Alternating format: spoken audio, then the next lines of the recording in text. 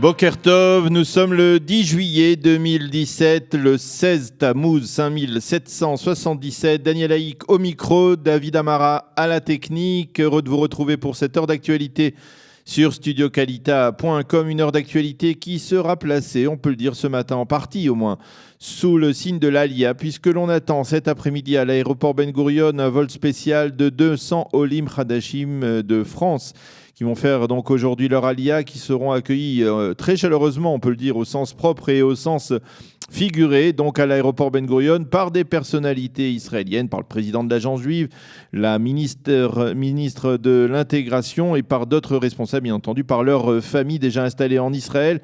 À cette occasion, nous serons en ligne dans quelques minutes avec le délégué général de l'agence juive en France et en Europe, Daniel Benaïm, qui sera à l'aéroport Charles de Gaulle avec les Olim et qui fera le voyage avec eux dans la journée. Daniel Benaïm sera ce matin notre invité de la rédaction. Nous dialoguerons donc avec lui vers 8h10 après les titres de la matinée. Ensuite, vers 8h30, comme d'habitude, Iliana Gurfinkel sera avec nous pour nous proposer sa chronique Un jour, notre histoire. Et vers 8h40, je vous retrouverai pour la revue de la presse des médias et des sites d'information israéliens de ce matin. Et puis, vers 8h50, aux alentours de 8h50, eh bien, nous retournerons à l'aéroport Charles de Gaulle pour interroger l'un de ces 200 Olim qui font donc aujourd'hui leur Alia. Et c'est ainsi que nous clôturerons cette heure d'actualité.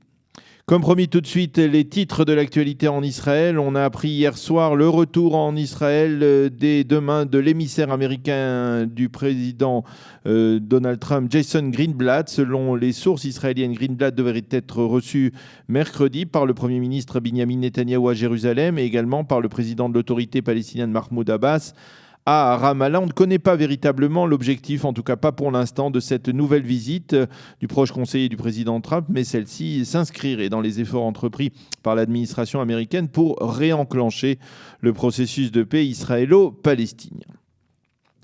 Le Premier ministre Binyamin Netanyahou a ouvert hier la réunion hebdomadaire du Conseil des ministres en citant des extraits du livre de Bereshit, de la Genèse, qui se rapporte à l'achat par Abraham du caveau des patriarches à Hebron. Une manière pour Binyamin Netanyahou de rappeler le lien historique qui relie le peuple juif au caveau des patriarches, et ce, au lendemain de la résolution de l'UNESCO considérant ce caveau comme un site palestinien en danger des suites de l'occupation israélienne. Ce sont les titres, la terminologie. C'est la terminologie donc de cette résolution votée vendredi à l'UNESCO. Le Premier ministre Netanyahou a affirmé à cette occasion qu'en réponse à cette résolution, il avait l'intention de financer une partie de la construction d'un musée du peuple juif à Kiryat Arba, près de Hebron. Quant à Avigdor Lieberman, il a proposé qu'Israël quitte tout simplement l'UNESCO. C'est aujourd'hui que le Parti travailliste élira son nouveau président en remplacement d'Yitzhak Herzog. Les deux candidats sont l'ancien ministre de la Défense Amir Peretz et l'ancien ministre de l'Environnement du gouvernement Netanyahou et transfuge de Kulanu, Avi Gabay. Selon les observateurs, un taux de participation plutôt bas favorisera Amir Peretz. Au premier tour, 59% des membres inscrits du parti avaient voté la semaine dernière. Les bureaux de vote s'ouvriront à 11h tout à l'heure et fermeront ce soir à 21h. Et c'est peu après que l'on devrait connaître les résultats de ces élections. Le futur président devra conduire son parti vers les législatives pour la 21e Knesset et sera le candidat de la gauche au poste de Premier ministre.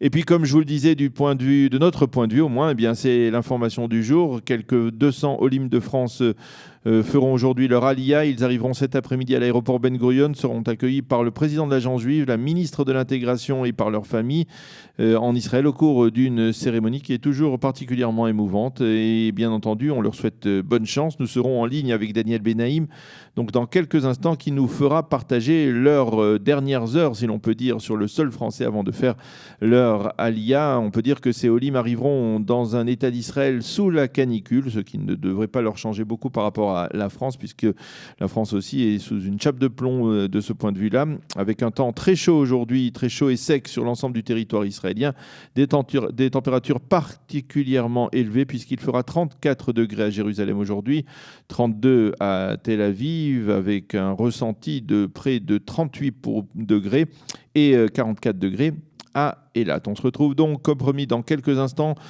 pour dialoguer avec Daniel Benaïm de l'aéroport Charles de Gaulle au départ du vol spécial affrété par l'agence juive à l'occasion de l'Aliyah de 200 Olim de France aujourd'hui en Israël. Ce sera dans quelques instants après une page musicale.